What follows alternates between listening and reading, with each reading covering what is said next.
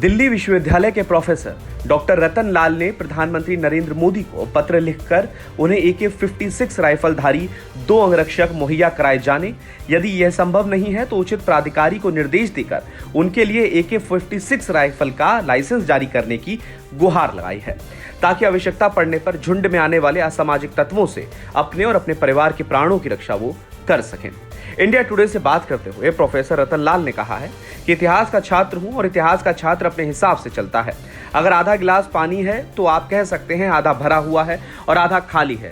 जो शिवलिंग की बात कही जा रही है वह तोड़ा हुआ नहीं लग रहा है, काटा हुआ लग रहा है। मैंने क्या लिखा कि अगर मुसलमान इस देश में आए और उन्होंने कन्वर्जन कराया तो पहला काम क्या होता है, इस्लाम धर्म में खतना होता है।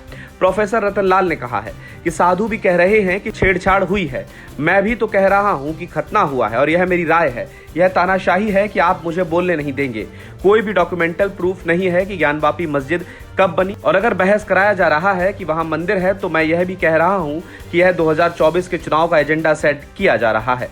प्रोफेसर रतन लाल ने आगे कहा है कि अगर पीपल का पत्ता भी तोड़ दे तो भावना आहत हो जाती है। क्या मेरी भावना आहत नहीं हो रही है? अगर लोग मुझे गालियां दे रहे हैं, औरंगजेब ने क्या ब्राह्मणों को दक्षिणा नहीं दी, मंदिरों में दक्षिणा नहीं दी? यह भावना नहीं, गाजर मूली है। मैंने राय दी है और मैंने राष्ट्रवादी इतिहास पर PhD की है। आप मेरी राय से असहमत हो सकते हैं और जितने लोगों ने मुझे गाली दी है, क्या उन पर FIR नहीं होनी चाहिए? प्रोफेसर ने कहा है कि शिवलिंग पर 5 लकीर खींची गई हैं, उसकी व्याख्या कौन करेगा? अगर आपको करना है तो बहस कीजिए, मंच बनाइए, इतिहासकार बुलाइए। इस देश में दलित, बैकवर्ड और मुसलमान की कोई आस्था नहीं है, सिर्फ आस्था आपकी ही है। और अगर मुझे जान से मारना है तो मार दीजिए। इस देश में लोकशाही नहीं है, आप सुप्रीम कोर्ट और हाई कोर्ट चाहिए। प्रोफेसर रतन लाल ने आगे कहा कि मस्जिदों की डीप खुदाई होनी चाहिए।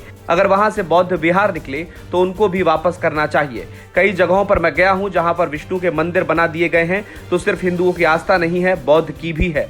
आपको बताते चलें कि प्रोफेसर ने हथियार चलाने के लिए कमांडो ट्रेनिंग के इंतजाम किए जाने की भी मांग की है। तो फिलहाल के लिए इस खबर में इतना ही। अपडेट्स के लिए बने रहिए वन इंडिया हिंदी के साथ।